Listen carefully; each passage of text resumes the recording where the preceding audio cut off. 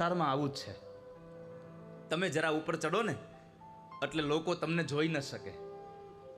આ દુનિયાનો નિયમ છે.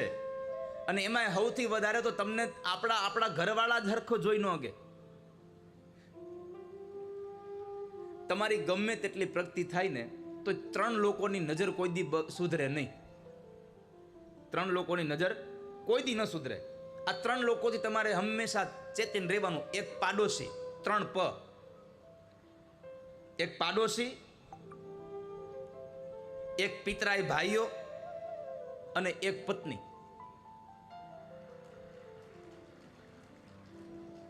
આ 3 થી હંમેશા રહેવાનું. તમે જુઓ, તમે ગમે તેટલા મોટા થઈ જાઓ અને તમે પૈસાવાળા થાવ ને, તમારે જરાક સુખ આવે ને એટલે પાડોશી કે ભાઈ મેં રોજ જોઈ છે, સવાર જઈને સાંજે આવે છે. એની દ્રષ્ટિ કોઈ દી ન બદલાય, ક્યારેય પણ ન બદલાય. અને પછી બીજું, પિતરાઈ ભાઈઓ. તમે ગમે તેટલા મોટા થઈ જાવ તો શું કે હવે કાલ સવારે અમારી ભેગો ચડ્ડો પહેરીને રખડતો હતો હજી, એટલે પણ એ ચડ્ડો પહેરતો હતો, હવે પેન્ટ પહેરે છે. તમારી દ્રષ્ટિ બદલાવો ને. પાડોશી સવારથી જાય ને સાંજે આવે છે, આ દ્રષ્ટિ કોઈ દી ન મૂકે. પિતરાઈ ભાઈઓ અમારી હારે કાલ હારે રમતો હતો હજી, કાલ સવારનો મેં જોયો છે ભાઈ અમે. અને એક પત્ની,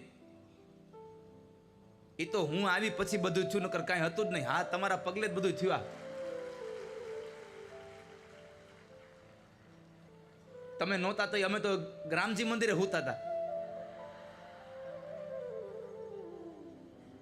તમે આવ્યા પછી અમારે આ 10 બાય 10 ની ઓરડી થઈ, નકર તમે નહોતા તો અમારે 2 BHK નો ફ્લેટ જ હતો. પણ તોય પત્ની શું કે, એ તો હું આવી પછી તમારું રાગે પડ્યું. હા ભાઈ, અમને ખબર જ છે કેટલું રાગે પડ્યું ને કેટલું આમ થયું. આ 3 પથી ધ્યાન રાખવું કાયમ માટે. તો ભગવાનનો વિરોધ કર્યો કે એની અગ્ર પૂજા ન થાય.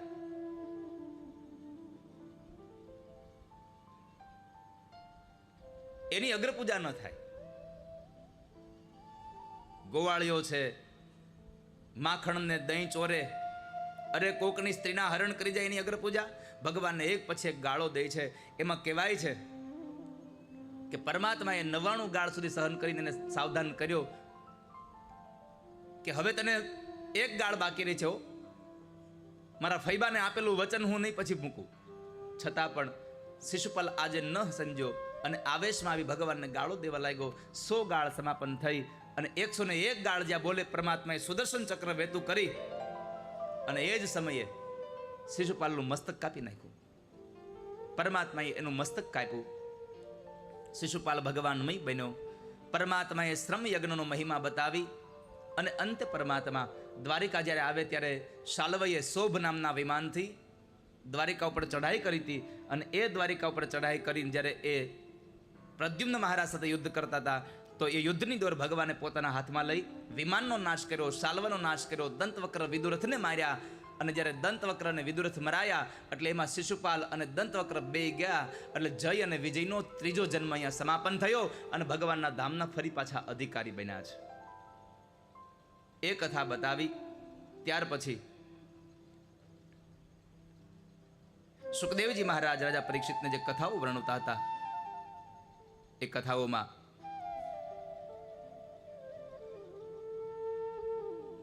પરીક્ષિતે પ્રશ્ન કર્યો, બાપજી, મેં સાંભળ્યું છે કે ભગવાન કૃષ્ણ કોઈ મિત્ર હતા, પ્રભુને કોઈ મિત્ર હતા. તો કહે છે, હા રાજા, તે બરાબર સાંભળ્યું છે.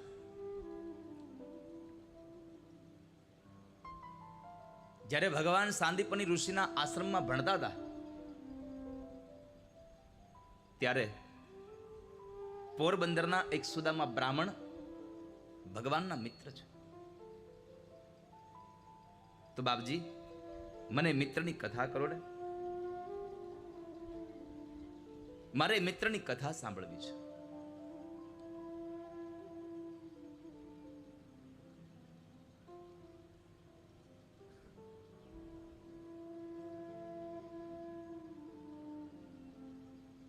મારે એ કથાને સાંભળવી છે, તમે મને કૃપા કરી અને મને એ કથા સંભળાવો.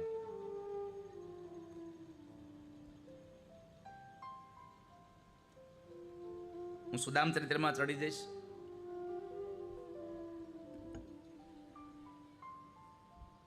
રામબાપુ રોકાવું છે કે વી જવું છે? નીકળી જવું છે? હું કાનજી બાપુને કહું, બાપુ રોહિશાળાના ઠાકર જ બાવળિયાના ઠાકરનું પૂજન કરી નાખો ત્યાં.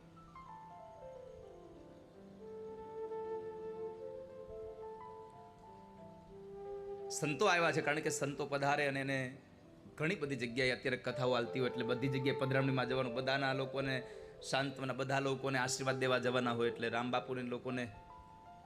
પણ મારી વ્યાસપીઠ એમને અહીંયાથી આવકારે છે.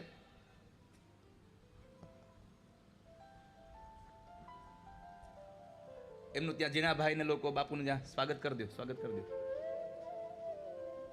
હા, ત્યાં લઈ જાઓ. હા, ત્યાં લઈ જાઓ, અહીંથી બધું સાલને લઈ જાઓ, બાપુનું સ્વાગત કરી દીધું.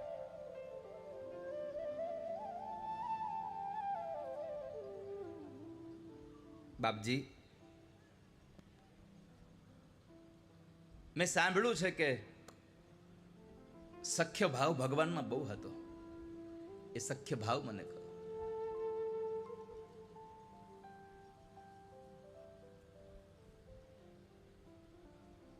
સાંભળો રાજા,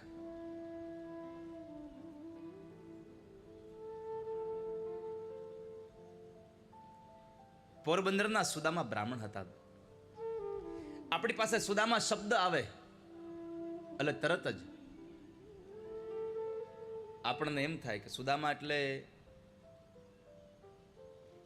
એક ગરીબ બ્રાહ્મણ. એની લાકડી દેખાય, એની તૂટેલી પોતળી દેખાય.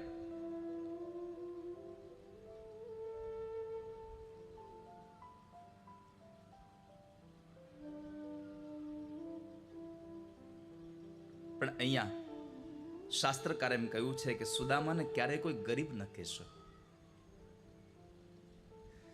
સુદામા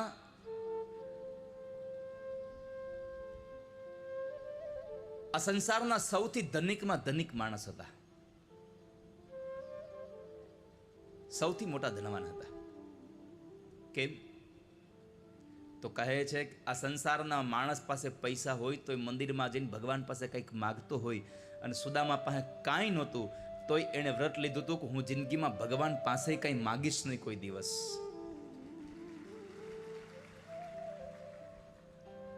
કોઈ દિવસ માગીશ નહીં.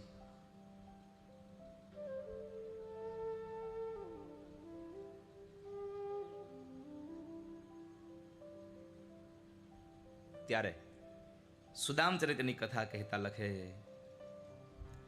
કૃષ્ણસ્યાસીત સખા કશ્ચિત બ્રાહ્મણો બ્રહ્મવિત્તમ વિરક્ત ઇન્દ્રિયાર્થેષુ પ્રશાંતાત્મા જીતેન્દ્રિય.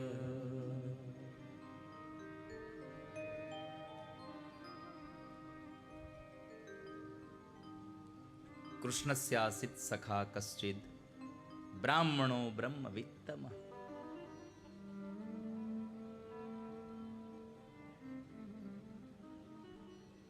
સુદામાને પ્રશાંતાત્મા કહ્યા. શાંત ક્યારેક અશાંત બને, પણ પ્રશાંત કોઈ દી અશાંત ન બને. પ્રશાંતાત્મા જીતેન્દ્રિય.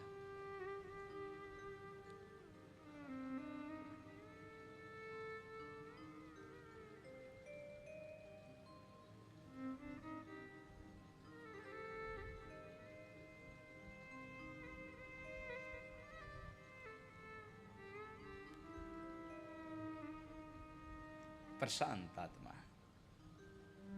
એકવાર તમામ સંતોને ને સંતોષભાઈને બધાને તાળીઓથી વધાવી જોઈએ. હવે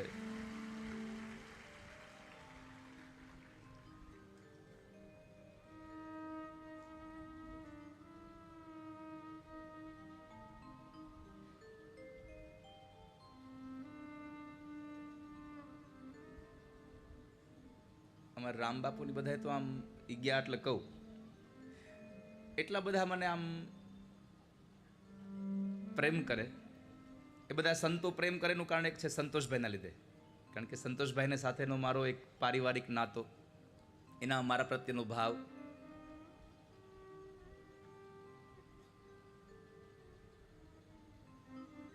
એમને ખબર છે કે હું, કારણ કે બાપુની બધાએ હમણાં જ છેલ્લે કથા કરી, સંતોષભાઈની ઘરે કથા, એટલે બધી ત્યારે હાજર. એટલે એને ખબર કે ચાલુ કથા એ હું વિશ્રામ ના આપું ક્યારે. અને હું ક્યારેય, હું જેને ઓળખું એના માટે મારો પ્રોટોકોલ તોડી નાખું, નથી ઓળખતો ને ક્યારે આવવા ન દઉં, એવું ન થાય. નથી ઓળખતો એને ચાલુ કથામાં ના આવે ઉપર, અને ઓળખું છું એ પણ ચાલુ કથામાં ઉપર ના આવે ક્યારે. નિયમ બધા માટે છે. હા, એક ગુજરાત રાજ્યના કોઈ મુખ્યમંત્રી જ્યારે મારી કથામાં આવે ત્યારે એના માટે એક વિશ્રામ આપું, કારણ રાજાનો સમય ન બગાડાય કોઈ દિવસ.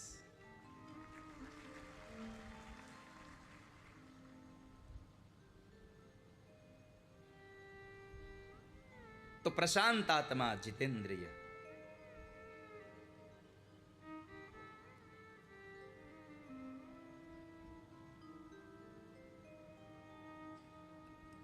સુદામદેવ બ્રાહ્મણ, એમના પત્ની એક વખતના સમય કહ્યું કે પતિદેવ, યાદ છે તમે મને એકવાર કહેતા હતા કે તમે ભણતા હતા ત્યારે તમારે કોઈ મિત્ર હતું? અરે હા હા સુશીલા, અમે ભણતા ને ત્યારે દ્વારિકાવાળા કૃષ્ણ મારા મિત્ર હતા, અમે બે સાથે ભણતા. તો સુશીલાએ કહ્યું કે કામ કરો ને, તમે જાઓ ને તમારા મિત્રને મળી આવો ને. એને ખબર હતી કે દ્વારિકાવાળો અંતર્યામી છે.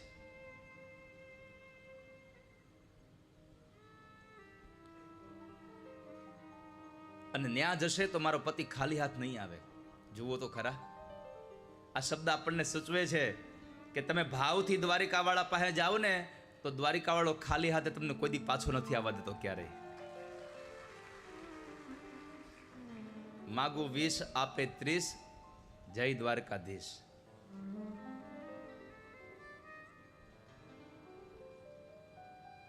તમે માનો ન માનો, મેં તો કોઈ દી માગ્યું નહોતું કે મારે સારો કથાકાર થવું છે.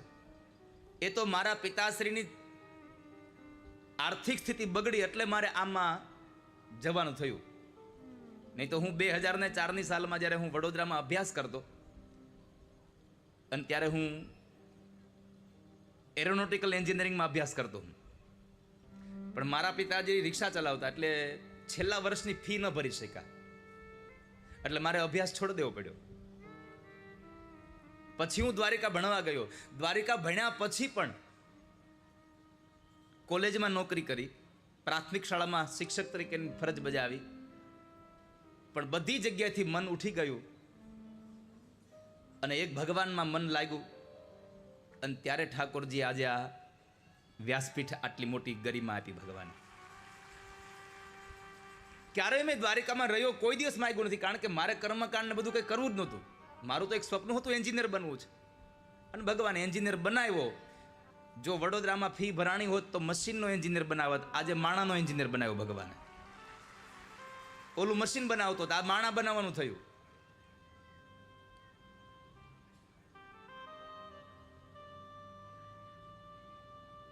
પરમાત્મા પાસે માગશો નહીં તો ઠાકોરજી અનેક ગણું આપશે તમને. પોતાના માટે ભગવાન પાસે ક્યારેય માગવું નહીં, અને બીજાના માટે કોઈ પણ વ્યક્તિ પાસે માગતા કોઈ દી અચકાવવું નહીં. જ્યારે તમે પરમાર્થ કરવા માટે નીકળો છો, સેવાનું કામ કરવા માટે નીકળો છો, ત્યારે જરાય શરમ ન રાખવી. દુનિયા છે, કુછ તો લોગ કહેગે, લોગો કા કામ હી હે કહેના. આ દુનિયાના લોકોનું કામ જ છે એવું. તમે 5 જગ્યાએ સત્કર્મ કરવા માટે કરશો, 5 વ્યક્તિ પાસે જાશો ને તો 3 વ્યક્તિ એમ કહેશે ના ના ઓ ભાઈ તમે આવું કરો છો તો અમારો પૈસો હારા કામમાં વપરાય ને, ન કરો અમે ક્યાં જવાના હતા. 2 લોકો એમ કહે કે હવે આ તમે શું આદર્યું છે. 2 લોકોનું ધ્યાન લેવું નહીં, 2 લોકોનું ધ્યાન લેવું નહીં, 3 વ્યક્તિની સરાહના કરી છે એ ધ્યાને લેવી નહીં. તમારે તમારું કામ કરતું જવું બસ. કોઈ આપણી સ્તુતિ કરે એનું પણ તમારે ક્યારેય ધ્યાનમાં લેવું નહીં, અને કોઈ તમારી નિંદા કરે એને કોઈ દી તમારે ધ્યાનમાં લેવી નહીં. તમારે તમારું કામ છે એ ધ્યાનમાં રાખવું બસ. કારણ ક્યારેક તો સ્તુતિ કરવાવાળા લોકો બદલી જાય, ક્યારેક તમારો સમય સારો આવશે, તમારી નિંદા કરવાવાળા લોકો બદલી જાય, પણ તમારે બદલવાનું નથી. બસ તમારે તમારા રસ્તા પર ચાલ્યું જ જવાનું છે, ચાલ્યું જ જવાનું છે. સુશીલાને થયું કે દ્વારિકાવાળો ખાલી હાથ નહીં આવવા દે પાછો, એટલે એમણે ભગવાન પાસે જવાની વાત કરી.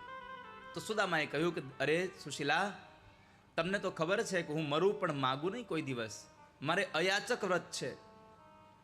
અરે હું તમને માગવા જવા નથી કહેતી, હું તો તમને તમારા મિત્રને મળવાનું અને સાથે સાથે દ્વારિકાવાળા ભગવાનના દર્શન કરવા જવાનું.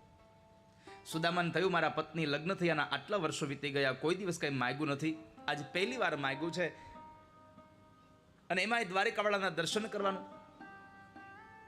સાથે સુદામદેવ બ્રાહ્મણ બોલ્યા છે, સુશીલા,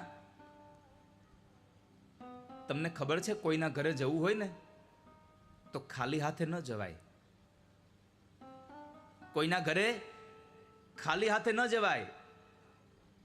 સંબંધીના ઘરે જાવ બેસવા માટે તો કાંઈ નહીં તો છેલ્લી બાકી થોડું ઘણું રસ્તામાંથી ફ્રૂટ લઈને પણ જવું, ખાલી હાથે કોઈ દિવસ કોઈના ઘરે જવું નહીં. ભગવાનના ઘરે જાઓ તો ખાલી હાથે જવું નહીં. છેલ્લી બાકી 2 તુલસી પાન હાથમાં લઈને જવા, પણ તુલસી પાન તો તુલસી પાન ઠાકોરજીને અર્પણ કરતા આવવા. ખાલી હાથ ન જશો ક્યારે. તો સુશીલા પડોશમાંથી 4 મુઠ્ઠી પૌવા માગી લાવે છે. આ 4 મુઠ્ઠી પૌવા ભગવાનને આપે છે. શું કામે? 1 મુઠ્ઠીમાં ધર્મ, 1 મુઠ્ઠીમાં અર્થ, 1 મુઠ્ઠીમાં કામ અને 1 મુઠ્ઠીમાં મોક્ષ. આ 4 મુઠ્ઠી પૌવામાં ધર્મ, અર્થ, કામ અને મોક્ષ પરમાત્મા આપનારા છે. એટલે 4 મુઠ્ઠી પૌવા ભગવાન માટે મોકલાવે છે. જ્યારે મોકલાવે છે ત્યારે સુદામદેવ બ્રાહ્મણ ચાલતા જાય, અને એ ચાલતા ચાલતા જ્યારે જતા હતા, પોરબંદરની બહાર નીકળ્યા. એક તો ટૂંકી પોતડી, હાથમાં લાકડી, ડાબા ખંભે જનોઈ છે, અને ચાલતા ચાલતા નીકળ્યા અને પોરબંદરની બહાર ગયા ત્યાં થાકી ગયા. એક વૃક્ષ નીચે સૂઈ જાય છે. ગરુડજી મહારાજને આજ્ઞા કરી ભગવાન, એટલે ગરુડે ત્યાંથી તેને ઉપાડી અને દ્વારિકાની બહાર વૃક્ષ નીચે સુવાડી દીધા. જાગ્રત થયા અને ચાલતા થયા. એક નગર દેખાયું અને લોકોને પૂછ્યું, ભાઈ આ કયું ગામ છે? લોકો કહે છે કે મહારાજ આ તો દ્વારિકા છે. દ્વારિકા છે? પૂછતા પૂછતા ભગવાનના દરવાજે આવ્યા છે. દરવાજે દ્વારપાળે ના પાડી કે અંદર નહીં જવા દઈએ, જમવું હોય તો જમી લ્યો, દાન જોતો તો દાન લઈ લ્યો, અંદર નહીં જવા દઈએ. પણ સુદામાએ કહ્યું કે ભાઈ હું કાંઈ લેવા નથી આવ્યો, હું તો કૃષ્ણને મળવા આવ્યો, હું કૃષ્ણનો મિત્ર છું, હું તમારા કનૈયાનો મિત્ર છું. પણ દ્વારપાળ જરા ઘમંડી હતો એટલે એને સુદામદેવ બ્રાહ્મણનું અપમાન કર્યું. પણ બીજો એક દ્વારપાળ હતો જરા ભાવીલો, એને કહ્યું કે એ ભાઈ આમ ન બોલશો, ગમે તેમ તો બ્રાહ્મણ છે. ભાગવતમાં તો લખ્યું છે કે બ્રાહ્મણોને પરમાત્માને મળવા માટે થઈને કોઈની રજા લેવાની આવશ્યકતા હતી જ નહીં. જ્યારે મળવું હોય ત્યારે ભગવાન પાસે જઈ શકતા હતા.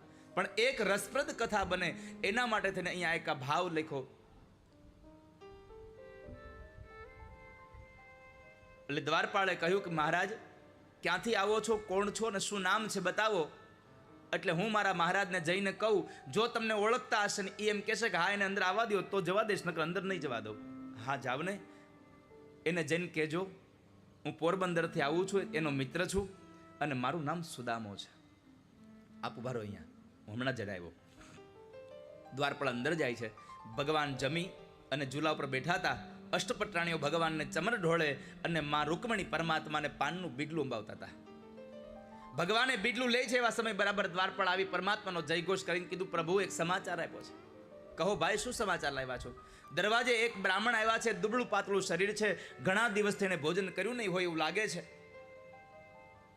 અંગ ઉપર પૂરા કપડાં નથી. અરે ભાઈ એમાં પૂછવા થોડું આવવાનું હોય, જાવ એને જમાડી દો, એને જે દાન જોતો દાન આપી દો, વસ્ત્ર જોતા તો વસ્ત્ર આપી દો, પૂછવા ન આવો મને. અરે મહારાજ ક્ષમા કરો, અમે એને જમવાનું કહ્યું, એને દાન દેવાનું કહ્યું, એ કાંઈ જ લેવાની ના પાડે છે. બસ એટલું કહે છે કે મારે કૃષ્ણને મળવું છે, મારે કૃષ્ણને મળવું છે, હું કનૈયાનો મિત્ર છું. ભગવાનના કાન છે એમ કે મારો મિત્ર? હા પ્રભુ તમારા મિત્ર છે એમ કહે છે. એ એમ કેવડાવે છે કે તમે જઈને કહો ને કૃષ્ણને, હું પોરબંદરથી આવું છું, તારો મિત્ર છું અને મારું નામ સુદામો છે. જ્યાં ભગવાને સુદામો નામ સાંભળ્યું, પરમાત્મા ઝૂલા ઉપરથી કૂદીને દોડવા માંડ્યા, મારો સુદામો આવ્યો, મારો સુદામો આવ્યો, મારો બાળપણનો સખો આવ્યો છે. એકદમ ભગવાન દોડ્યા છે. શાસ્ત્રો સાક્ષી પૂરે છે, પરમાત્માએ પગમાં ચાખડીઓ પહેરવા માટે ઉભા નથી રહ્યા. અને 56 સીડી જ્યારે ભગવાન ઉતરતા હતા તો અંગ ઉપરનું ઉતરી નીચે પડી ગયું. પરમાત્મા ઉતરીને લેવા માટે ઉભા ન રહ્યા. ભગવાન સુદામા સુદામા સુદામા કરતા કરતા દોડતા ગયા છે. અને જેવા ભગવાન દરવાજા ઉપર ગયા, સુદામાને જોયા, બાથ ભીડી અને સુદામાને ગોળ ગોળ ઘુમાવે છે. ભગવાનની આંખો પાણીથી ભરાઈ ગઈ છે. સુદામાની આંખોમાંથી સ્નેહના અશ્રુ વહી રહ્યા છે. આ દ્રશ્યને જોવા તો અષ્ટપટરાણીઓ ઝરૂખામાં આવી, આવો મિત્ર આવ્યો કોણ? પછી તો ભગવાને સુદામાને નીચે આમ રાખી અને સુદામાને સામું જોઈને કીધું, એ સુદામા, ક્યાં હતો? તને તારા કનૈયાને યાદ ના આવી કોઈ દિવસ?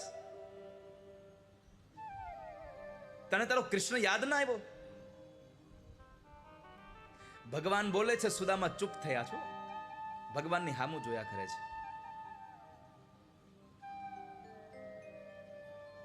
ચાલ સુદામા, અંદર ચાલ. ભગવાન સુદામાને લઈ અંદર જાય છે. અને ત્યાં જઈ પરમાત્મા કહે છે કે સુદામા, તું આવવાનો હતો એ મને ખબર હોત તો હું જમી ન લેત. હમણાં ભોજન કર્યું હજુ, પણ ચાલ એક કામ કર, તું સ્નાન કરી લે અને પછી ભોજન કરી લે, પછી હે ને આપણે બે નિરાતે બેહીને વાતો કરીશું. હે? હા કનૈયા.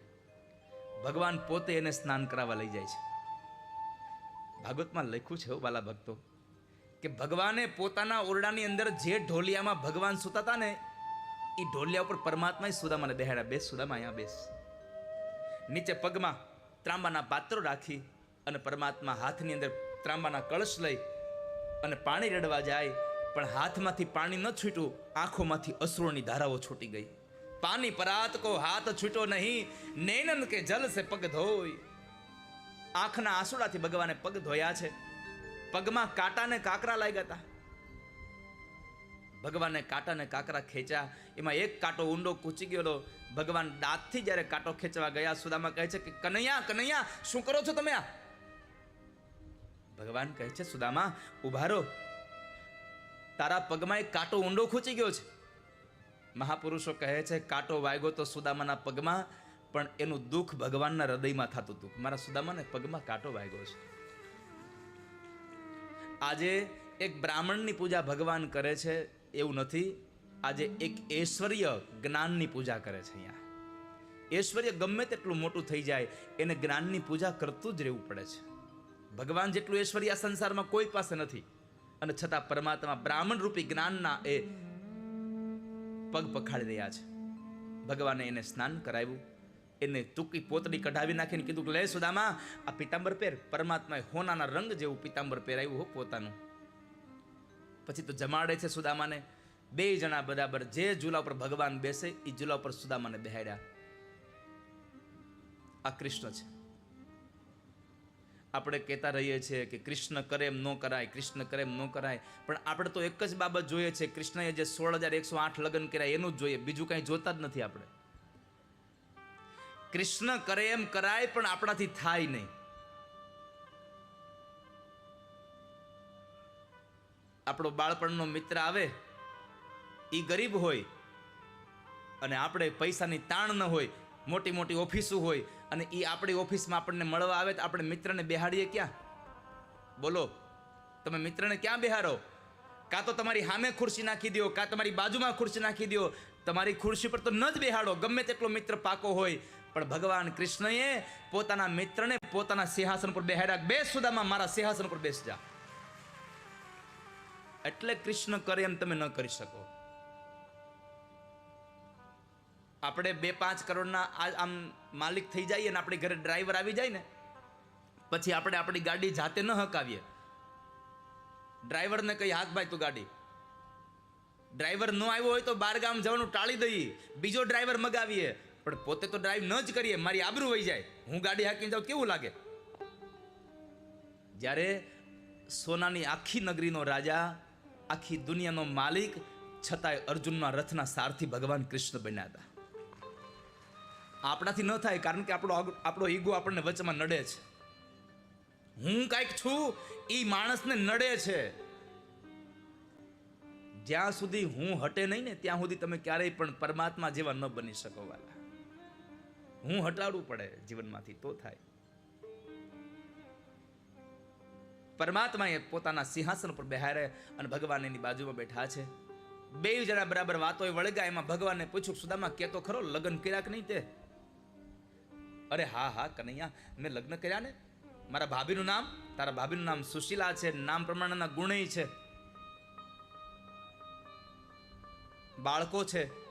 એ તો કે કામ શું કરશો? તો કહે છે ત્રિકાળ સંધ્યા કરું, બાકીના સમયમાં ભજન કરું, અમારા બધાનું ગુજરાન ચાલી જાય છે. પછી સુદામાએ કીધું, કનૈયા તું બધું મને પૂછા કરે છે, તું તો મને કે તે લગ્ન કર્યા કે નહીં? અરે હા હા સુદામા, હું તને કેતા ભૂલી ગયો, મેં લગ્ન કરી લીધા. તો તારા ઘરવાળા ક્યાં છે? ભગવાન કે આ ઉભા.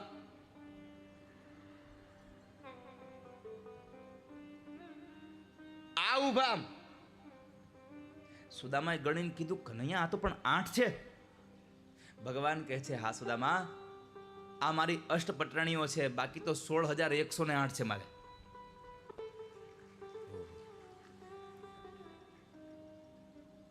પણ સુદામાએ એક વાક્ય બહુ સુંદર કહ્યું, કનૈયા તમે બધાને નિભાવી શકો છો, કારણ તમારો વૈભવ તો જુઓ. આ તમારો વૈભવ છે એટલે બધાને નિભાવી શકો. હું તો એક નહીં નથી નિભાવી શકતો. એક વાત કહું કૃષ્ણ? અરે બોલને સુદામા.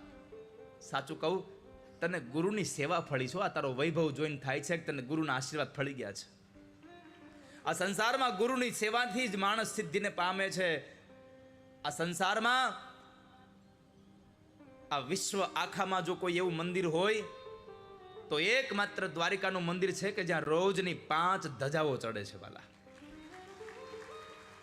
એટલું ઐશ્વર્ય, રોજની 5 ધજાઓ ચડે.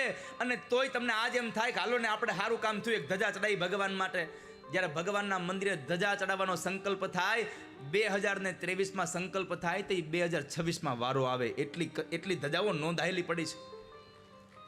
આટલું ઐશ્વર્ય ભગવાનનું છે.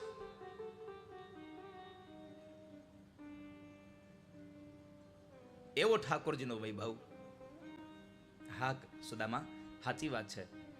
પણ ભગવાનની નજર ગઈ એટલે ભગવાને પૂછ્યું કે સુદામા આ પોટલીમાં શું છે? આ પોટલીમાં શું છે? પોટલીમાં શું છે? એટલે સુદામાએ કીધું, તારું કઈ નથી, તો અમારા ગરીબડાનું. અરે ના ના ના ના, મારા ભાભીએ કંઈક મોકલાવ્યું છે, લાવ દે મને. ભગવાને માગ્યું પણ સુદામાએ આપ્યું નહીં. કારણ સુદામાને થયું, આ રોજ કાજુ બદામ ખાય, આને કોરા પૌવા કેમ આપવા? ત્યારે ભગવાને માગ્યું પણ આપ્યું નહીં ને, તો પરમાત્માએ ઝૂંટવી લીધું હાથમાંથી. જુઓ, આ કથા મને તમને એક ઉપદેશ એટલો જ આપે છે, ખાલી એટલો જ સંદેશો આપે છે કે પરમાત્માને ધન આપતાય આવડે છે, અને આપણને આપેલું ધન જો સારા માર્ગે વપરાતું બંધ થાય તો એને લઈ લેતાય આવડે છે, એને ઝૂંટવી લેતાય આવડે છે. કાળની એક થપાટ મારે, તમે રાત્રે સુવો ત્યારે તમે અબજોપતિ હો, સવારમાં ઉઠો ત્યારે રોડપતિ હો. એક જ થપાટ લાગે ખાલી કાળની.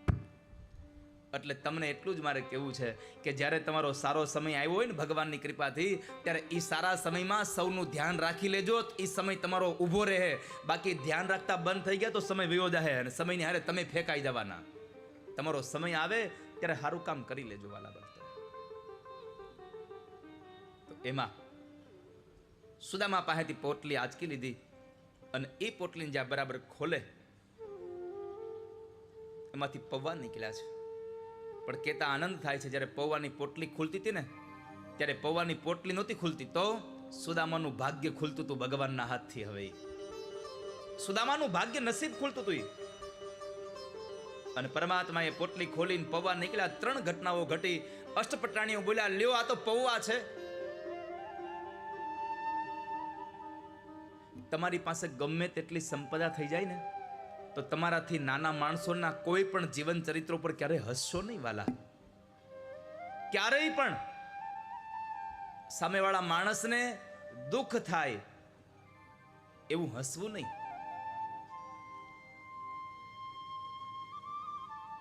ખાસ કરીને ગરીબ માણસોની ક્યારેય મજાક ન ઉડાવશો. કારણ ક્યાં ખબર છે કાલ સવારે આપણે ગરીબ થવું પડે. ગરીબ માણસની મજાક ઉડાવવા કરતા ગરીબ માણસને ક્યારેક મજા કરાવજો. જ્યારે ગરીબને મજા કરાવશો ને ત્યારે એના અંતરમાંથી જે આશીર્વાદ નીકળશે ને એ આશીર્વાદ તમને આખી જિંદગી મજા કરાવશે.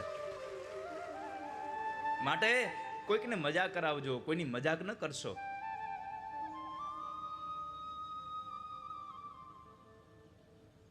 તો પહેલી ઘટના અષ્ટપટાણીઓ બોલ્યા છે કે લ્યો તો પૌવા છે. બીજું, શરમને લઈ અને સુદામદેવ નીચે જોઈ જાય છે. અને ત્રીજું, ભગવાનની આંખો પાણીથી ભરાઈ ગઈ. કેમ? માં યશોદા યાદ આવ્યા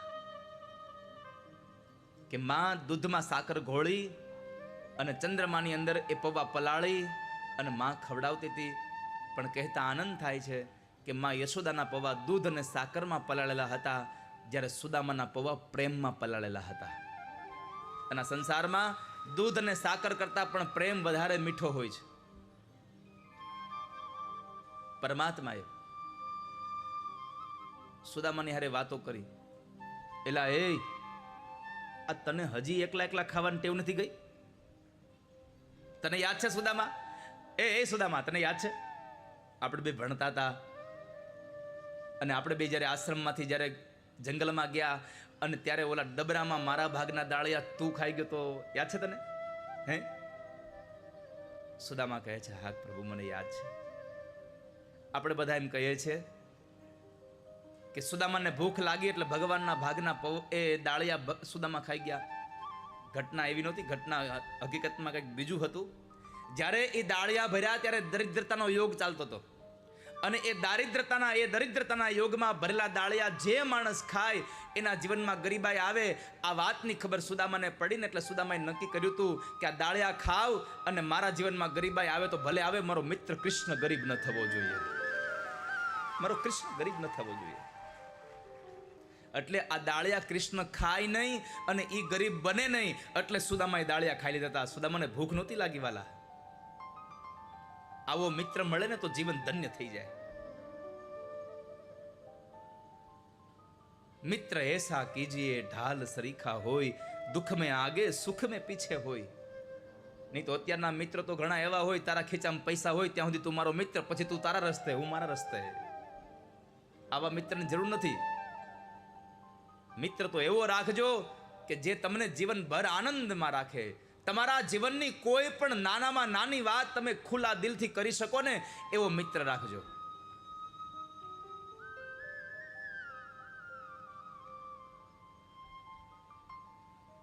ભગવાને જોયું તો સુદામાના કપાળમાં લખ્યું હતું શ્રી ક્ષય.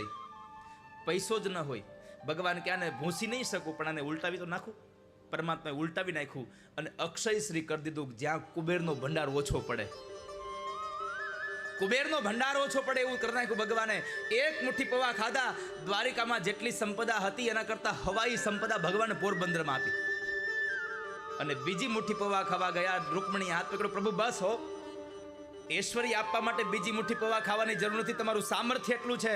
અને બીજું, આ પૌવા તમે એકલા ન ખાવ, બ્રાહ્મણના ઘરનો પ્રસાદ છે, આ બ્રાહ્મણના ઘરનો પ્રસાદ અમને ખાવા દો. આ બ્રાહ્મણનો પ્રસાદ અમારા પેટમાં જાહે તો અમારા પાપ બળીને ભસ્મ થઈ જાહે. વર્ષમાં એકાદી વખત બ્રાહ્મણના ઘરનું જમવું